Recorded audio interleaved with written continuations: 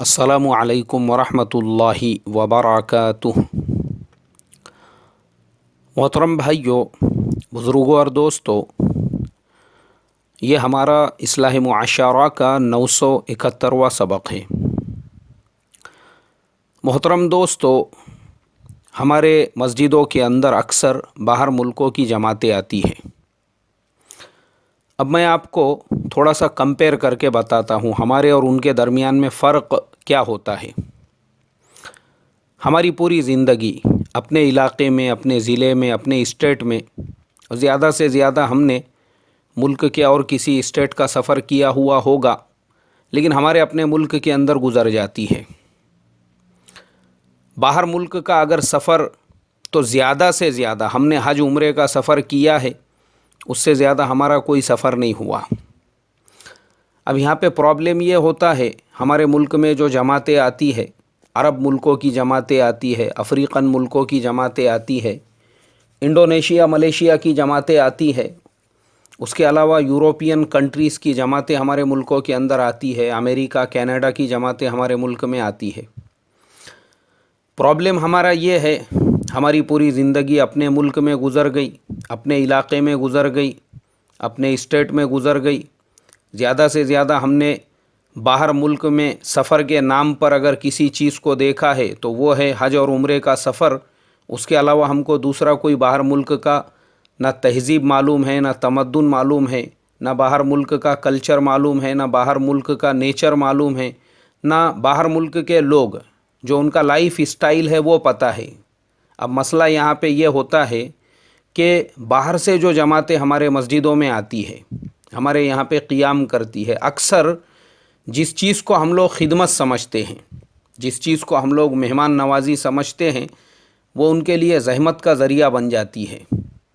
अच्छा, वो हमारे सामने शिकायत इसलिए नहीं करते हैं, वो तो आए हैं अल्लाह की निस्बत पर, वो तो आए हैं दीन की निस्बत पर, और निज़ामुद्दीन से उनको ख़ास तौर पे ये सारी बातें बताई जाती है कि भाई देखो, आप तो अल्लाह के रास्ते में आए हैं, तो यहाँ पर थोड़ी बहुत आपको अगर तकलीफ़ बर्दाश्त करना पड़े, आप उसको बर्दाश्त कर लीजिए। अब चूँकि वो आए ही हैं अल्लाह के दीन की निस्बत पर, वो बेचारे शिकवा शिकायत थोड़ी करते बैठेंगे, हमको फ़लानी जगह पे ये तकलीफ़ हो गई, हमको खाने में ये चाहिए, हमको रहने में वो चाहिए। उनको तो जो अल्लाह के दीन की निस्बत पर मिला, उन्होंने अल्लाह का शुक्र अदा किया और वो अपना काम करते रहे। मेरे मोहतरम दोस्तों, आज मैं आप तमाम लोगों को, ख़ास तौर पे वो लोग जो दावत व तबलीग के लाइन से मस्जिदों के, इलाक़ों के, बस्तियों के ज़िम्मेदार है, उन तक, और मस्जिदों के जो ट्रस्टीज़ हैं उन तक अपना ये मैसेज पहुंचाना चाहता हूं। सबसे पहली चीज़, आप बाहर मुल्क के जमात की खिदमत करना चाहते हैं ना, तो खाने पीने से भी ज़्यादा, दस्तरखान से भी ज़्यादा, फल फ्रूट से भी ज़्यादा, नाश्ते, दोपहर के लंच और डिनर से भी ज़्यादा जिस चीज़ की आपको ध्यान और तवज्जो देने की ज़रूरत है, वो है अपने मस्जिद के बैतुल खला, बाथरूम और उनकी साफ़ सफाई। चूँकि मैं आपको थोड़ा सा इस बारे में बता दूं, लाइफ स्टाइल जो है, रहन सहन का जो लाइफ स्टाइल है, हमारे इंडिया का कैसा है और उन मुल्कों का कैसा है। देखो, चाहे इंडोनेशिया मलेशिया हो, चाहे यूरोपियन ममालिक हो, चाहे अरब ममालिक हो, पूरी दुनिया के अंदर वो लोग अपने बाथरूम, अपने टॉयलेट्स, उनको जितना ज़्यादा साफ़ सुथरा रखते हैं, मैं समझता हूँ इंडिया में लोगों के बेडरूम, लोगों के किचन भी उतने क्लीन और साफ़ सुथरे नहीं होते होंगे जितने बाहर मुल्कों के अंदर लोग अपने बाथरूमों को और अपने बैतुल खला को साफ़ सुथरा रखते हैं। उसका रीज़न ये है कि बहुत सारी जो बीमारियां होती है वो बाथरूम के रास्ते से ही होती है। कुछ दिनों पहले जब मेरा मलेशिया का सफ़र हुआ था, तो मैंने मलेशिया के एयरपोर्ट के ऊपर जो बना हुआ बाथरूम है उसकी फ़ोटो लेकर अपने फेसबुक वॉल पर पोस्ट किया था और ये बताया था कि देखो, ये फ़ोटो लेने का रीज़न सिर्फ़ ये है कि क्या हमारे बेडरूम भी इतने क्लीन है, हमारे किचन भी इतने क्लीन हैं जितना मलेशिया का एक बाथरूम है। वजह यह है मेरे मोहतरम दोस्तों, उन मुल्कों के अंदर लोगों को खाने पीने से भी ज़्यादा साफ़ सुथरा रहना, क्लीनेस, सफाई, पाकी, उसके ऊपर वो लोग सबसे ज़्यादा ध्यान देते हैं। मैं साउथ कोरिया गया था तो मेरे दोस्तों ने मुझे वहाँ पे पहले ही बताया कि देखो, साउथ कोरिया के अंदर सबसे पहले आपके शूज़, आपके सॉक्स, आपके पैरों को देखा जाता है कि आप अपने पैरों को कितना साफ़ सुथरा रखते हैं, आप अपने पैरों के लिए कितने अच्छे से अच्छी चप्पल और अच्छे से अच्छा शूज़ यूज़ करते हैं। इसलिए बोले यहाँ पर सबसे ज़्यादा ध्यान, तवज्जो अपने पैरों के ऊपर देना। यहाँ लोग चेहरा नहीं देखते, चेहरे से ज़्यादा यहाँ पे पैर देखे जाते हैं कि भाई इंसान अपने पैरों पर, अपने हाथों पर कितना ध्यान देता है, कितनी तवज्जो देता है। उन मुल्कों के अंदर इतना ध्यान दिया जाता है सफाई के ऊपर, क्लीनेस के ऊपर, सुथराई के ऊपर, मैं और आप उसका अंदाज़ा भी नहीं लगा सकते। अब उसके कंपैरिजन में चूँकि हमारा एक कल्चर है, हमारा एक माहौल है, हम अपने मुल्क में जिस तरीक़े से रहते हैं, अब हमको आदत है, क्योंकि हमारा मुल्क है ये हमारा रोज़ाना का लाइफ स्टाइल है। जैसे मिसाल के तौर पर मस्जिद के अंदर एक तौलिया लटका हुआ है पिछले 6 महीने से, साल भर से, उसका कलर चेंज हो चुका है।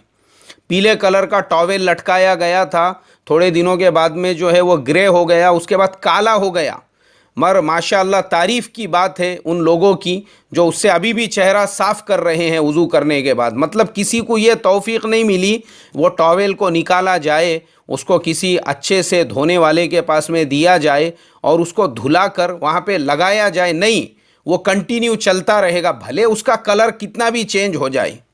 और मुझे हैरत होती है, मतलब उसमें स्मेल आ रही है, वो हम जान रहे हैं, देख रहे हैं, उसका कलर बदल चुका है, तो हमको अपने जेब में 20 और 25 रुपये का अपना पर्सनल रुमाल रखने की तौफीक नहीं मिलेंगी, मगर उसी को रगड़ेंगे हम, वही टॉवेल को रगड़ेंगे, उसका भले कलर चेंज हो जाए, फट जाए वो नहीं। चूँकि ये माहौल है हमारे यहाँ पर, मैं किसी पे तनकीद नहीं कर रहा हूँ, एक नेचुरल लाइफ है, ये रूटीन है हमारी, मतलब हम उसको बुरा ही नहीं समझते, क्योंकि हमारा रोज़ाना का जो है रूटीन बन चुका है वो ऐसे ही। बाज़ इलाक़ों में मैंने सफ़र करके देखा तो दस्तरखान जो है, जब उसको ख़रीदे थे उसके बाद से लेके आज तक उसको धोया नहीं गया है।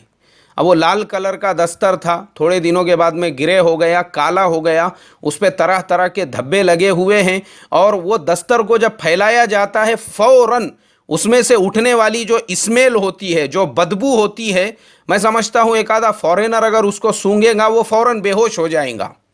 मगर काबिल तारीफ़ है वो लोग जो उसी दस्तरखान के ऊपर खाना खाते हैं, माशाअल्लाह। यानी मैं तो हैरत में पड़ गया ये देखकर कि कभी किसी को तौफीक नहीं मिली उसको धोने की, कि भाई इसको धोना भी चाहिए और धोकर खाना चाहिए। अब मैं सोचने लगा यार, जो कौम जिस प्लेट में खा रही है खुद उसको धोया नहीं गया है, वो दस्तर को धोने की फ़िक्र कहाँ से करेंगी। अब देखने में आया कि जो प्लेट है जिसके अंदर खाना खाते हैं उस प्लेट को धोने का कोई इंतज़ाम नहीं है, बल्कि एक जो मतलब पहले जो लोग बैठे थे जिन्होंने उस प्लेट में खा लिए, अब दूसरी मर्तबा उसी प्लेट को पेपर से पोंछा जा रहा है और आने वाली जो दूसरी लाइन है उन लोगों के सामने वही प्लेटों के अंदर सर्व किया जा रहा है, उसी में खाना दिया जा रहा है।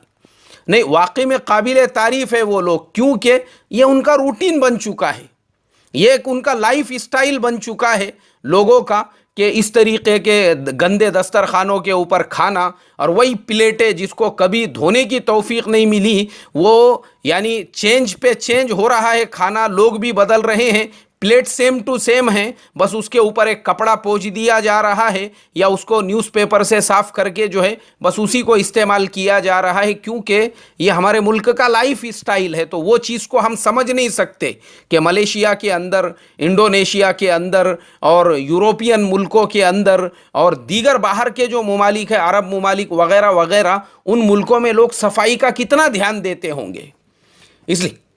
इसलिए हमारे यहाँ पर बैरून की भी जब जमात आ रही है उनके सामने भी वही दस्तरखान बिछा दिया जाता है, जिसके खुलते ही एक ऐसा एक फव्वारा उठता है बदबू का, एक यानी ऐसी स्मेल पैदा होती है, और हमको लगता है कि वाकई में भी माशाअल्लाह हम बहुत अच्छी खिदमत कर रहे हैं। मेरे मोहतरम बुजुर्गों, दोस्तों, जो सबसे पहली चीज़ मैं ये मस्जिदों के जो ज़िम्मेदार भी है और ट्रस्टी भी है और हमारे जो दावत का काम करने वाले साथी भी है, सबसे पहली रिक्वेस्ट मैं आपसे यही करूँगा, हमारे हर मस्जिद के अंदर एक वेस्टर्न टॉयलेट होना चाहिए। वेस्टर्न टॉयलेट, यानी जिसके ऊपर कुर्सी की तरह से बैठा जाता है, ये हमारे हर मस्जिद में होना चाहिए। ये आपने 5 करोड़ की 10 करोड़ की मस्जिद बनाए, काय के लिए बनाई? मस्जिद के अंदर इतना टाइल्स आपने लगाए, अगर आपके मस्जिद में आने वाले जमातों के लिए एक मखसूस कमरा नहीं है, अगर आपके मस्जिद के अंदर उस जमात के लिए एक रेफ्रिजरेटर नहीं है, अगर आपके मस्जिद के अंदर एक ऐसा टॉयलेट जो ख़ास बैरून की जमातों के लिए बनाया जाए, आपको इतना सेंस होना चाहिए कि लोग बाहर मुल्क से हमारे मुल्क में लाखों रुपये खर्च करके, वीज़ा का ख़र्चा अलग है, सफ़र का ख़र्चा अलग है, दीन की मेहनत के लिए आए हैं, तो हम चंद हज़ार रुपये का एक टॉयलेट नहीं बना सकते उनके लिए?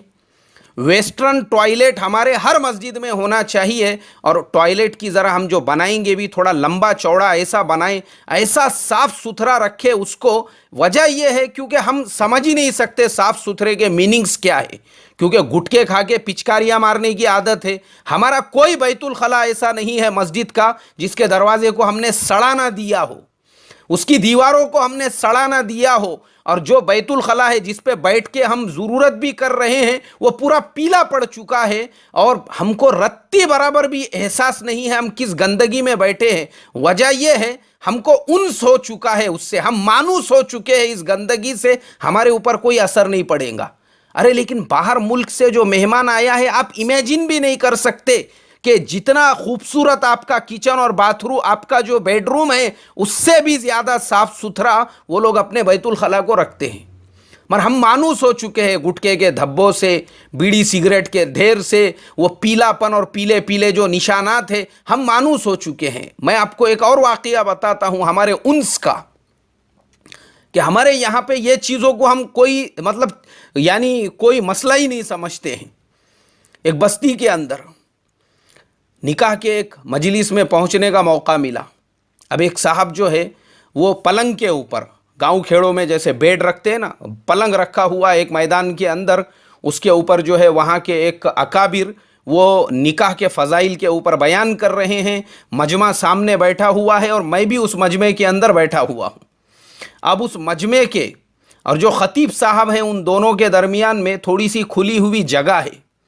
अब थोड़ी देर के बाद में मैंने देखा एक सुअरनी और उसके साथ में उसके 1.5-2 डजन बच्चे और दूसरे भी और साथ में उसके जो है वो उस रास्ते से गुज़र रहे हैं। यानी एक तरफ बयान चल रहा है, ख़तीब साहब है, सामने मजमा बैठा हुआ है, दोनों के दरमियान में जो जगह खाली पड़ी है उस रास्ते से वो गुज़र रहे हैं।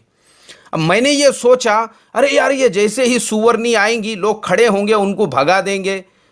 लेकिन मेरे मोहतरम दोस्तों, मैं आपको बताऊं कि मजमे के ऊपर रत्ती बराबर भी उसका असर नहीं पड़ा कि इतना बड़ा झुंड वो हमारे सामने से गुजर रहा है। लोग पूरे ध्यान तवज्जो से ख़तीब साहब की बात सुन रहे हैं और वो झुंड जो है बीच में रुक कर आगे बढ़ गया। मैंने कहा माशाअल्लाह, काबिल तारीफ़ है इस बस्ती के लोग कि इतना उन्स एक दूसरे से पैदा हो चुका है कि उनका पूरा झुंड गुजरने के बाद में भी कौम को रत्ती बराबर भी एहसास नहीं है कि हमारे सामने से किसका झुंड यहाँ से गुजरा हुआ है।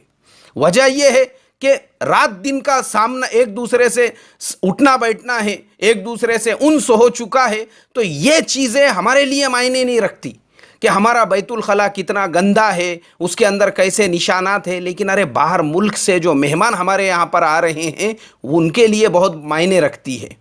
तो इसके लिए ये कोई बहुत महंगे की चीज़ नहीं है। जब हम करोड़ों की मस्जिद बना सकते हैं, जब हम लाखों का टाइल्स उसके अंदर लगा सकते हैं, तो मुझे बताओ चंद हज़ार का एक स्पेशल टॉयलेट जो सिर्फ बाहर की जमातों के लिए हो, जिसको ताला लगा हुआ हो, जिसके अंदर बस्ती के किसी साहब को दाखिले की इजाज़त ना हो। वरना मैंने ये भी देखा हूँ कि किसी मस्जिद में अगर कोई बैतुल खला जमात के लिए ख़ास तौर पे बनाया हुआ है, वहाँ के 2-4 अकाबिर के पास में उसकी चाबी होती है। क्यों? उनको जब ज़रूरत आएंगी तो वो आम बैतुल खला में नहीं, उसी बैतुल खला में जाएंगे। क्यों?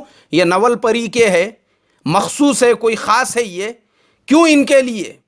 इसलिए मेरे मोहतरम दोस्तों, मैं सबसे पहली दरख्वास्त यही करूँगा, बाहर से आने वाली जमातों को उनके लिए खाना, उनके लिए दस्तरखान सजाना वो इतनी अहमियत नहीं रखता है जितनी अहमियत ان کے لیے ایک بہترین صاف ستھرا ٹوائلٹ، وہ بھی ویسٹرن اسٹائل کے اندر بنا ہو تو زیادہ بہتر ہے. ایک بہترین باتھ روم اسی سے اگر اٹیچ رہے گا، جس کے اندر شاور لگا ہوا ہو، جس کے اندر نہانے کا بہترین انتظام ہو. یہ دو چار چیزوں کا ذرا تھوڑا ہم احتیاط کریں، اہتمام کریں اپنے مسجدوں کے اندر. تو میں سمجھتا ہوں اگر ہم نے اپنے مسجد میں ایک اچھے ٹوائلٹ کا، اچھے بیت الخلاء کا، اچھے باتھ روم کا انتظام کر دیے، ہم نے بیرون کی جماعت کی سب سے بڑی خدمت کر دی ہے. اللہ تبارک و تعالی مجھے اور آپ کو اس پر عمل کرنے کی توفیق عطا فرمائے. انشاءاللہ مجھے موقع رہا تو ان کے دسترخوان کا ہم نے کیسا انتظام کرنا چاہیے، کیا چیزیں ان کو کھلانا چاہیے، اور کس طریقے سے کھانے پینے کے لائن سے ان کی خدمت کرنا چاہیے، وہ میں اگلے سبق میں بیان کروں گا. ایکچوئل میری طبیعت بھی بہت زیادہ ناساز ہے، اسی لیے میں دو دن سے سبق نہیں بھیج پا رہا تھا. دعا فرمائے اللہ تعالی مجھے بھی جو ہے عافیت والی صحت عطا فرمائے. السلام علیکم ورحمۃ اللہ وبرکاتہ.